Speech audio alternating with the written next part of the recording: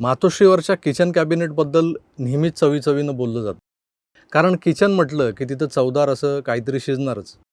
पण महाराष्ट्राच्या राजकारणात या किचन कॅबिनेटला एक वेगळंच महत्त्व प्राप्त झालेलं आहे. हे कधी झालं तर राजकीय उलथापालथीनंतर महाराष्ट्रातल्या रश्मी वहिनींचं नाव जेव्हा चर्चेत येऊ लागलं तेव्हापासून.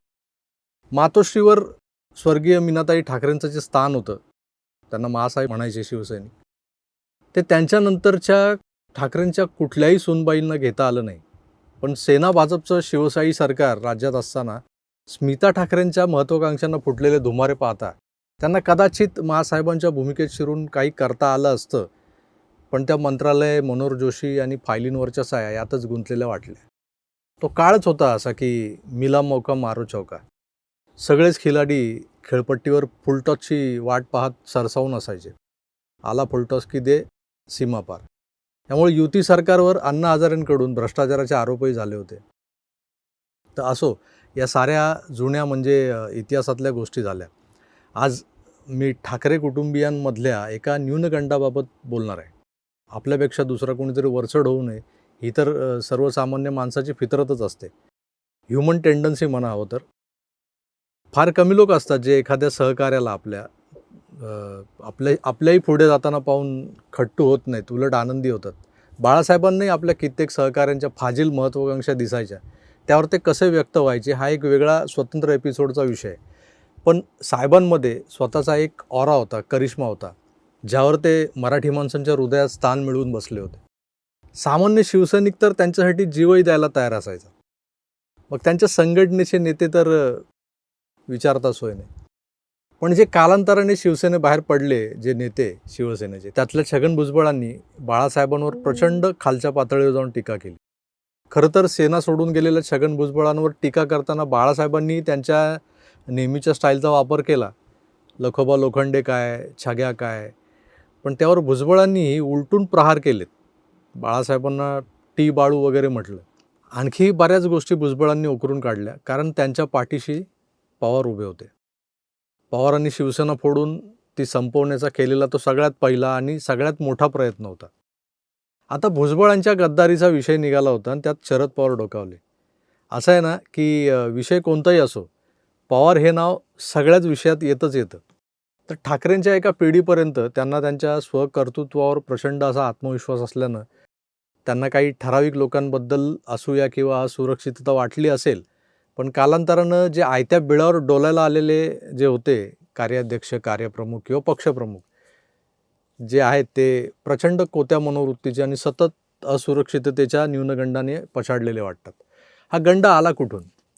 तर घरातल्या सुपर सीएमनी सतत या न्यूनगंडाची भीती दाखवून आपल्याच सहकाऱ्यांबद्दल उद्धवजींच्या मनात किलमिश निर्माण केलं.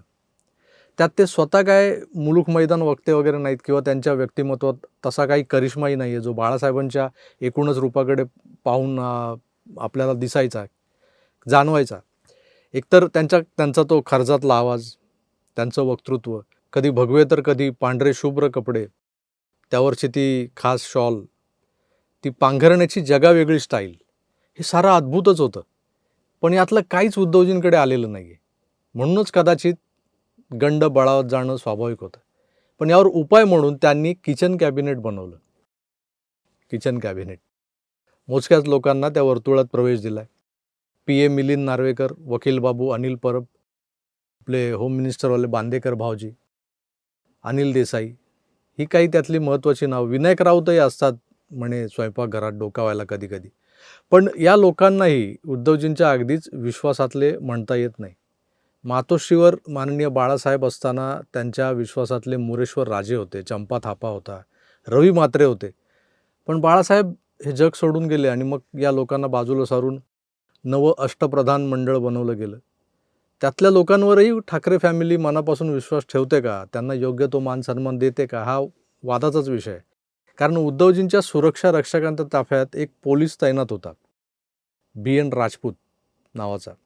प्रदीर्घ काळ ठाकरेंसोबत राहून त्यांनी उद्धवजी, रश्मी वहिनींचा विश्वास संपादन केला. 2019च्या आधी त्यांनी पोलीस सेवेला रामराम ठोकला आणि ठाकरेंचे बॉडीगार्ड कम मदतनीस म्हणून ते त्यांच्या सोबत वावरू लागले. तुम्हाला दिसत असतील स्क्रीनवर, फोटोंमध्ये.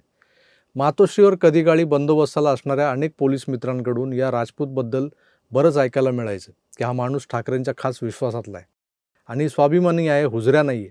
उद्धवजी असोत की रश्मी वहिनी, आदित्य असो की तेजस, हे लोक जेव्हा बाहेर पडतात घराबाहेर तेव्हा त्यांच्यासोबत राजपूत हे सावलीसारखे मागे पुढे असतात. पण अशा खास माणसालाही ठाकरेंच्या नव्या माँसाहेब कशा कशा पद्धतीने ट्रीट करतात हे अलीकडे एका व्हिडिओ क्लिप म्हणून पाहण्यात आलं आणि वाईट वाटलं.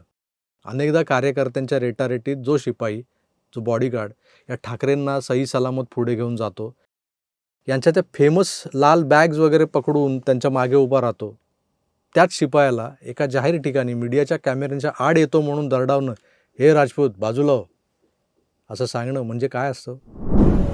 आले आले आले अरे यार साहेब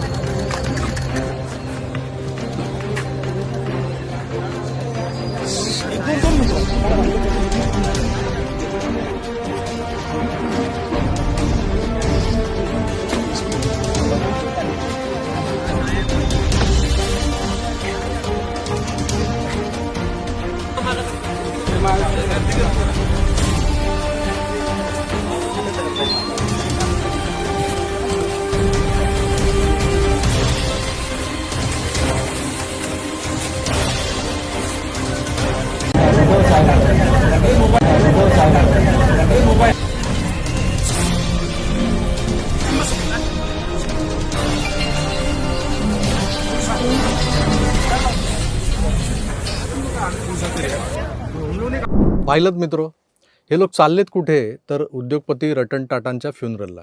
अंत्यसंस्काराच्या ठिकाणी यांना मीडियाच्या फ्रेममध्ये चमकायचं असतं. बरं, आधी उद्धवजींच्या आड येतोय म्हणून राजपूत राजपूत अशा हाका कानी पडल्या. नंतर आदित्य झाकोळला जातोय म्हणून पुन्हा तेच, ए राजपूत बाजूला. सरते शेवटी स्वतः सुपर सीएम रश्मी वहिनींच्या आणि मीडियाच्या कॅमेऱ्याच्या आड हा राजपूत येतोय हे पाहून वहिनींनी मग आवाज वाढवून राजपूतला बाजूला व्हायला सांगितलं. म्हणजे लोकांच्या दिवसाला जातानाही यांना आपला चेहरा टी व्हीवर दिसणं अनिवार्य आहे. अशा ठिकाणी तरी दुर्लक्ष करा की राव. जाऊ द्या, नाही आलो फ्रेममध्ये तर काय एवढं, पण आपल्यासाठी दिवस रात्र छातीचा कोट करणाऱ्या आपल्या एका विश्वासू सहकार्याला असं बाजूला हट म्हणणं हे कितपत योग्य आहे? आता असं मी नाही विचारणार, कारण यांना आपल्या सोबतच्या लोकांबद्दल फारसं ममत्व तर अजिबात नाही. उलट हा जास्तच फ्रेममध्ये दिसतोय म्हणून एक साधा मुंबई पोलीस दलातला शिपाई आज संघटनेतच, म्हणजे शिवसेनेतच, उभाटा सेनेतच नव्हे तर मीडियातही नावानिशी ओळखला जातोय. हे खूपच असणारच. राजपूत हा माणूसही महत्त्वाकांक्षीच असणार, नाही तर कशाला त्यानं पोलिसातली नोकरी सोडून ठाकरेंची खाजगी जबाबदारी स्वीकारली असती. आता यालाही बरीच वर्ष झाली म्हटल्यावर सतत फ्रेममध्ये दिसणारा राजपूत उद्या डोईजड होतोय की काय? हा न्यूनगंड ठाकरे फॅमिलीला सतावतोय का? व्हिडिओ क्लिपमध्ये तर तसंच काहीतरी दिसतंय. तुम्हाला काय वाटतं? फोटोग्राफरच्या आणि स्वतःच्या आड येणाऱ्या कित्येकांना हाताला धरून बाजूला करणाऱ्या किंवा या बाजूला ये असं सांगणाऱ्या पंतप्रधान नरेंद्र मोदींना प्रसिद्धी नारायण वगैरे म्हणत टार्गेट करणाऱ्यांना एवढं तर दिसलं असेल की मोदी कुठल्याशा समारंभात होते जिथं ते दिसणं गरजेचं होतं. इथं रतन टाटांच्या अंत्यसंस्काराला चाललेलं ठाकरे कुटुंब त्याही स्थितीत कॅमेऱ्यात डोकावण्यासाठी धडपडतं आहे. आपल्या जवळच्या म्हणवल्या जाणाऱ्या सहकार्याला अपमानित करून त्या फ्रेममध्ये येऊ पाहत आहे. काय म्हणायचं याला? न्यूनगंड की अहंकार? चमकोगिरी की राजकीय अपरिहार्यता? कमेंट्समध्ये नक्की व्यक्त व्हा.